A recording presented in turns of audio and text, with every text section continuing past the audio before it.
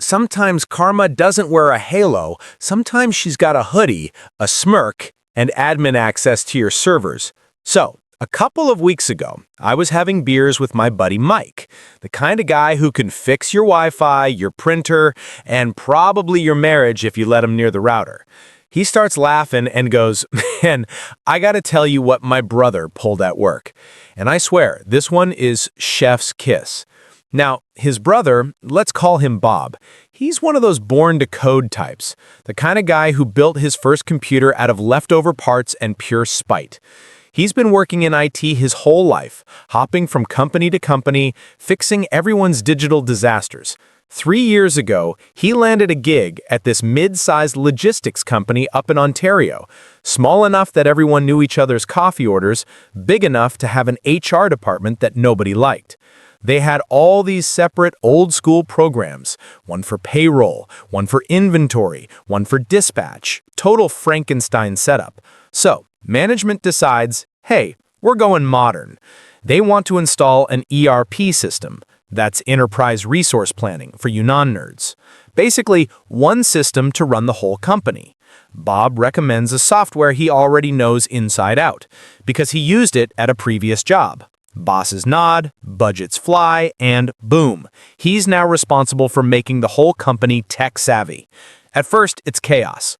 People can barely check their email, and now they're expected to handle an ERP system that could practically run NASA.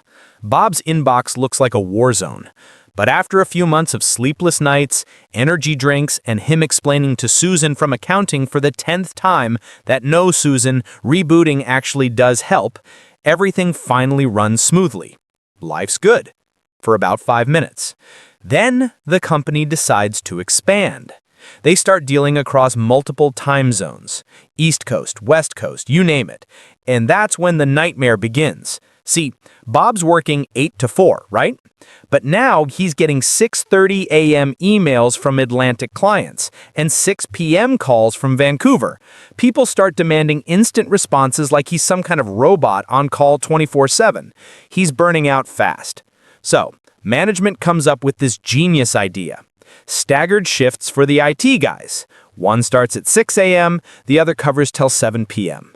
Problem is, Bob's teammate has kids and can't take the late shift. When the company insists, the guy quits, just walks out.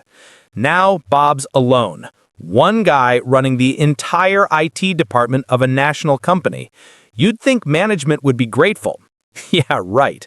Instead, they tell him, we'll find someone else soon. Spoiler? They don't, because they're offering a salary so low that even college interns would swipe left on it. Bob asks for a raise. Denied. He asks for overtime pay. The boss hits him with, "You're an IT specialist, exempt from overtime." He checks the labor laws. They're right. But that doesn't make it sting less.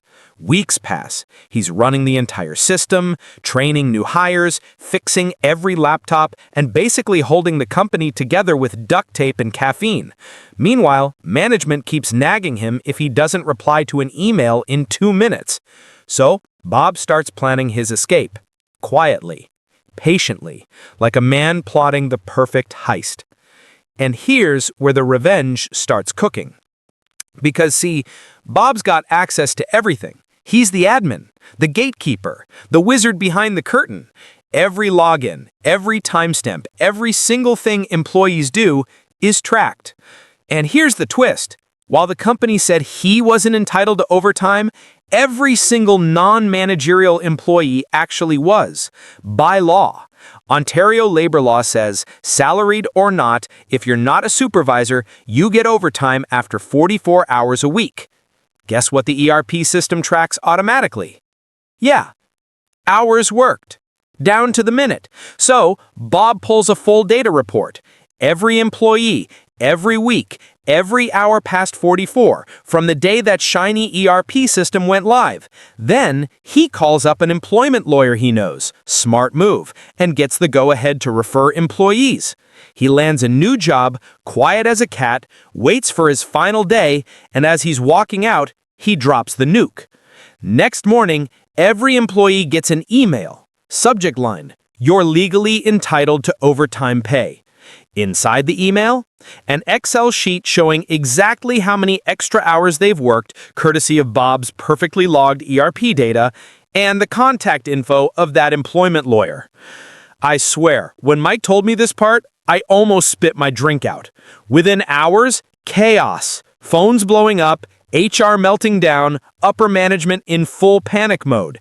And by the end of the week, almost every employee had authorized the lawyer to act on their behalf. The company ended up owing thousands, no, tens of thousands in unpaid overtime. All because they wouldn't pay one guy fairly. And the best part?